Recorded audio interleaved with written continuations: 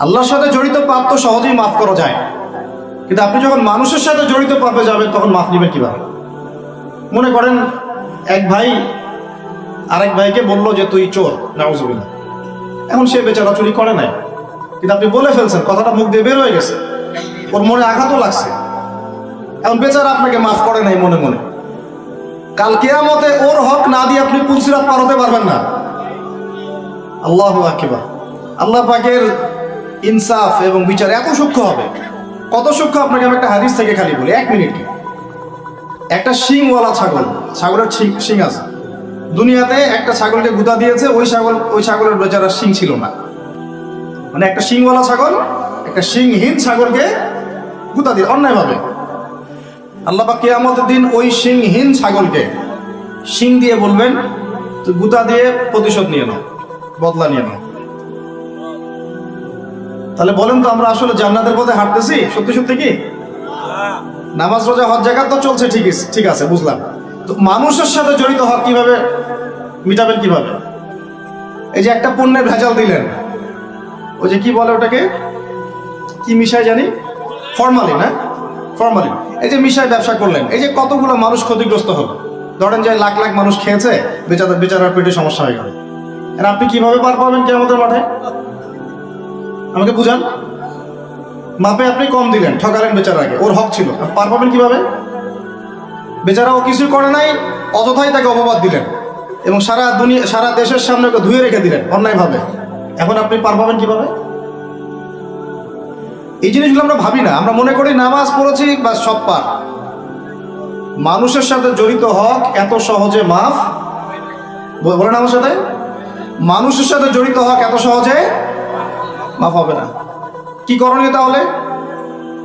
ওই যে যার সম্পদ নিয়েছেন তার সম্পদ ফেরত দেওয়া, যার মানহানি করেছেন তার মান সম্মান ফেরত দেওয়া। এখন যে মেয়েটার মান সম্মান হানি করে ফেললেন, যে মেয়েটার ইজ্জত নিয়ে নিলেন, এখন কি হবে? কেমন করে ফেরত দিবেন? কিভাবে ফেরত দিবেন? যাকে ধর্ষণ করলেন, যাকে মিথ্যা অপবাদ দিলেন, যার সাথে জেনা করে ফেললেন, ভাবা উচিত না এগুলো? মনে রাখবেন, বড় বড় পরহেজগার, দুনিয়াতে যাদেরকে খুব বড় বড় পরহেজগার মনে হচ্ছে, এমন অনেক মানুষ আল্লাহ না করুক কালকে আমাদের মাঠে জাহান্নামে যাবে।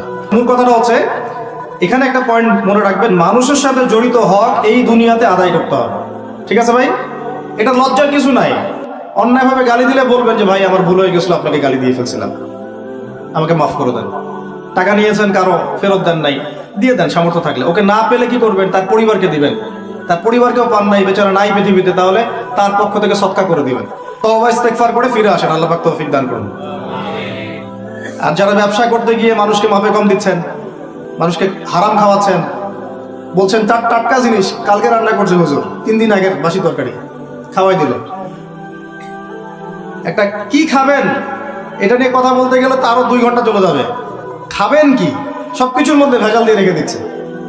একটা সবজি খাবেন তার মধ্যে ভেজাল দিচ্ছে, মাছ খাবেন তার মধ্যে ভেজাল দিচ্ছে, একটা কুরবানির গরু কিনবেন তার মধ্যে গরু মোটা তাজাকরণ করে মোটা ফুলাই দিচ্ছে। খাবেন কি? দুধ খাবেন? মুসলমানের দোকানে খাঁটি দুধ পাওয়া যায় না, হিন্দুর দোকানে যাওয়া লাগতেছে। এই হচ্ছে অবস্থা আমাদের। দিন কায়েমের কথা আমরা যে বলি না, আমাদের তো নিজের ভিতরেই দিন কায়েম হয় না এখন। আমাদের নিজের আত্মার ভিতরে আল্লাহওয়ালা মানুষ যারা বাংলার মাটিতে আনাচে কানাচে আছেন তাদের সংখ্যা নিতান্তই কম। ম্যাক্সিমাম আমরা নিজের 3.5 হাত দেহের উপরেই দিন কায়েম করতে পারি। আল্লাহ পাক আমাদেরকে কথাগুলো বোঝার তৌফিক দান করুন। আস্তে আস্তে সব তো নিউট্রালাইজেশন হয়ে গেল। এটা একটু বোঝেন, আপনাদেরকে একটু বুঝাই।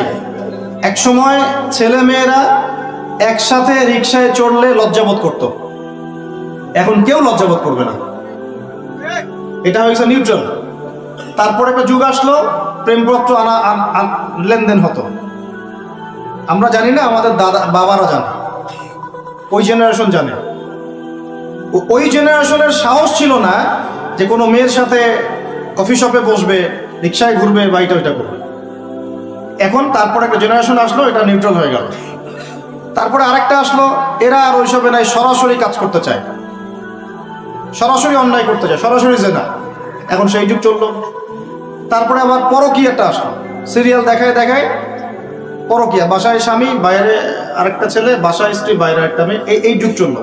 আর যে কি কি আসবে আল্লাহ ভালো জানেন। এবং আমার মনে হয়, আল্লাহ মাফ করুক আমাদেরকে, আমার মনে হয় আমরা জোর করে আল্লাহর গজব টেনে নিয়ে আসতেছি।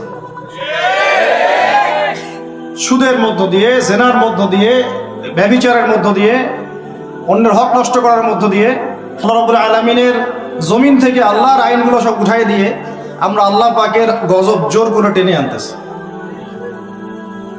যদি আসে, আল্লাহ না করুক, ভালো মন্দ কেউ পার পাবো না আমার ধারণা। কারণ সেই ভালোদের উপরে গজব আরো বেশি আসবে যারা হক চিনেও মানুষকে চেনায় নাই, যাদের কাছে কোরআন সুন্নাহর জ্ঞান ছিল, হক যারা চিনতো কিন্তু মানুষকে সতর্ক করে নাই, ওদের উপরে আরো বেশি করে গজব আসবে। আল্লাহ পাক হেফাজত করুন। মূল কথাটাই চলে আসে আবার ফিরে, আমি আপনাদেরকে ইসলাহের কথা বলছি। এখানে কায়েম নাই, কি নাই, যেটা বলছিলাম হাত, আপনি সেটা করতে এখন পারবেন না। যদি কেউ ব্যভিচার করে, বিবাহিত মানুষ, শাস্তি কি অনেকে জানে নাই। রজম করতে হয়। কি করতে হয়? মাটিতে অর্ধেক কোমর পর্যন্ত পুঁতে ফেলে পাথর নিক্ষেপ করবে এবং একদল মানুষ তা দেখবে। একদল মানুষ যে দেখবে, শাস্তি অবলোকন করা, এটা ইসলাম কোরআনে নতুন করে নাজিল করে নাই। প্রাচীন গ্রিক দর্শনগুলো পড়ে দেখবেন, ওই অ্যারিস্টটলদের যুগ যেটা ছিল, ওই যুগেও শাস্তি সামাজিকভাবে দেওয়া হতো, সবাইকে দেখিয়ে দেওয়া হতো। এতে একটা ভালো ইম্প্যাক্ট পড়ে। কেমন ইম্প্যাক্ট পড়ে? যদি চোরের হাতটা কাটে না, সবাই দেখে 10 জন, ওই 10 জন জীবনে কাজ করতে যাবে না। আল্লাহ পাক সেই বিধানটা রেখে দিয়েছেন। আর প্রাচীন গ্রিকের যে দর্শন, এটা বিকৃত, কিন্তু ওই সভ্যতার মধ্যেও তো আল্লাহ নবী এসেছিলেন, আসেন নাই? এমন কোন সভ্যতা নাই যার মধ্যে আল্লাহ পাক নবী পাঠান নাই। তাহলে এই হিন্দু ভাইরা নিঃসন্দেহে তাদের কাছেও কোনো না কোনো নবী আসছিল, তাদের শিক্ষা থেকে তারা হয়তো বের হয়ে গেছে। আল্লাহ পাক বলেছেন ওয়ালিকুল্লি কওমিন হাদ, প্রত্যেকটা কওমের মধ্যে আমি নবী পাঠিয়েছি। প্রত্যেক কওমে, তার মানে এই সভ্যতা যতদিন থেকে ঘুরছে পৃথিবী, আদম আলাইহিস সালামের পর থেকে, প্রত্যেকটা স্থানে, কালে, পাত্রে আল্লাহ রাব্বুল আলামিন নবী পাঠিয়েছেন। তাদের মধ্যে কেউ ছিলেন নবী, কেউ ছিলেন রাসূল। এই তো, তার মানে সবার কিন্তু একটা মৌলিক শিক্ষায় মিল থাকবে। এই জন্য মানুষের ফিতরতগত একটা মৌলিক শিক্ষা ভিতর থেকে চলে আসে যে আল্লাহ ছাড়া কোনো ইলাহ নাই। এটা কিন্তু সবাই বিশ্বাস করে একজন উপরওয়ালা আছে। দেখবেন সবাই বিশ্বাস করে, সব ধর্মের লোকই বলে উপরওয়ালা একজন আছে। আপনি তার ক্ষতি করলে বলবে যে উপরওয়ালা দেখবে, আল্লাহ না বললেও বলবে কি উপরওয়ালা দেখবে। তো মূল কথাটা হচ্ছে যে এই যে শাস্তি দেওয়ার বিধান, এটা আল্লাহ পাক নতুন করে এখানে নাজিল করেন না। প্রকাশ্য শাস্তির বিধানটা আগেও ছিল এই বিশ্বের মধ্যে, প্রাচীন গ্রিক রোমান সভ্যতার মধ্যে এটা ছিল। এখন যদি 100 জন মানুষ দেখে যে অমুক এক মেয়ের সাথে এই ছেলে, বিবাহিত ব্যক্তি, রেপ করা বা পরকীয়া সম্পর্ক করার কারণে এই শাস্তি দেওয়া হয়েছে, বাকিরা এই পাপে উৎসাহ পাবে না পাপ ছেড়ে দিবে? এটা বোঝার জন্য কি খুব বেশি কমন সেন্সের দরকার আছে? এখন আমাকে বলেন তো, বর্তমান প্রচলিত যে বিষয়গুলো চলছে পুরো বিশ্বে, আমি বাংলাদেশ নিয়ে কথা বলি না খুব একটা, কারণ আমাদের চিন্তা বিশ্ব নিয়ে। কি নিয়ে? আল্লাহ পাকের, আমার এটা কি ভৈরব না? আল্লাহ পাকের ভৈরবের কোনো পরোয়া নাই তো, আল্লাহ পাকের ঢাকার কোনো পরোয়া নাই, আল্লাহ পাকের বাংলাদেশের কোনো পরোয়া নাই, আল্লাহ পাকের পাকিস্তানের কোনো পরোয়া নাই। আল্লাহ রাব্বুল আলামিনের কোনো দেশের মানুষের উপর আল্লাহ পাকের কোনো পরোয়া নাই। আল্লাহ সুবহানাহু ওয়া তাআলা চাইলে ইসলাম ইয়েমেনে কায়েম করতে পারেন, সিরিয়াতে করতে পারেন, অস্ট্রেলিয়ায় করতে পারেন, ওই আমেরিকায় করতে পারেন, রাশিয়াতেও করতে পারেন। কার হাতে ক্ষমতা? আল্লাহ পাকের কোনো পরোয়া নাই আমাদের। আমরা যদি আমাদের কাজ ঠিকঠাক মতো করি, আমরা সফল হব। যদি না করি, আমাদের লস, আল্লাহ রাব্বুল আলামিনের লস বলতে কিছু নাই। আছে? আল্লাহ পাকের কিচ্ছু যায় আসে না, আমরা জাস্ট একটা সুযোগ পেয়েছি মাত্র। এই জন্যে আমাদের মূল জায়গাটা কি? ওইখান থেকে পুরো বিশ্ব ইসলামী খেলাফতটা কায়েম হবে সামনে। এটা হাদিসের মধ্যে আসছে। এবং আমাদের কন্টিনেন্টের মধ্যে খোরাসান একটা বরকতময় জায়গা। এটা কোন জায়গা সেটা আপনারা স্টাডি করে দেখে নেবেন। নবী সাল্লাল্লাহু আলাইহি ওয়াসাল্লাম হকপন্থীদের একটা জামা এখানে থাকবে, এমনটা হাদিসে পাওয়া যায়। এবং তারা যুদ্ধ করতে করতে করতে করতে শেষ পর্যন্ত বাইতুল মুকাদ্দাস জয় করবে ইনশাআল্লাহ। এটা হতে যাচ্ছে। তাহলে আমরা কিন্তু হকের অনেক কাছাকাছি আছি। আমরা যদি সুযোগ নষ্ট করি, এটা আমাদের ব্যর্থতা। আল্লাহ পাকের কোনো কিছু যায় আসে না। আপনি সেজদা করেন বা না করেন। একজন আলেম আমাকে বলেছিলেন, ওনার কাছে দার্স নিচ্ছিলাম, উনি বলছিলেন যে এই যে রাস্তার মধ্যে আমরা যখন হাঁটি, একটা পোকা পড়ে আছে, ধরেন একটা ফল পড়ে আছে, ফলের মধ্যে পোকা ধরে গেছে, বাজার করতে গিয়েছেন একটা ফল দেখছেন ওর মধ্যে পোকা পড়ে গেছে, মাইক্রোস্কোপ দিয়ে দেখেন ব্যাকটেরিয়া আছে না নাই, আছে না? ওরা পর্যন্ত আল্লাহর তাসবিহ পাঠ করে, সুবহানাল্লাহ। তো আল্লাহ পাক তো আমার নামাজের মুখাপেক্ষী না, আল্লাহ পাক তো আপনার নামাজের মুখাপেক্ষী না। আপনি পড়ছেন না, আপনি হতভাগা। এই আসমান জমিনে সবাই আল্লাহর তাসবিহ পাঠ করছে। আমার আল্লাহ এত বড়, আমাদের আল্লাহ এত বড়, এত মহান, পুরো মহাবিশ্বের সমস্ত সৃষ্টি আল্লাহর তাসবিহ পাঠ করছে। আমরা না করলে কি যায় আসে? আমরা তাসবিহ তাহলিল না করলে, কোরআন তেলাওয়াত না করলে, সালাত না পড়লে, তাহাজ্জুদ গোজার না হলে, হালাল না খাইলে আল্লাহ পাকে কিছু যায় আসে না?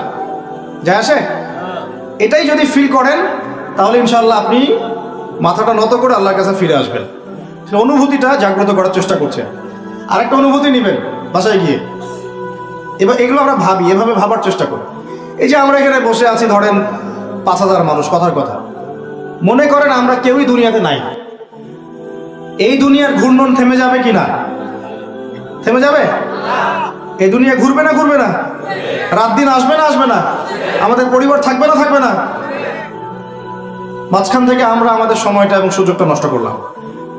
অতএব এত চিন্তা বাদ দেন, চাকরির কি হবে, ব্যবসার কি হবে, আমার মা বোনের কি হবে, আমার পরিবারের কি হবে, আমার এইটার কি সেটার কি, সব চিন্তা বাদ দেন। আপনি এখন আগে চিন্তা করেন যে আমরা দুনিয়াতে কিভাবে আল্লাহর দিন পালন করব, কিভাবে পরকালে নাজাত পাবো।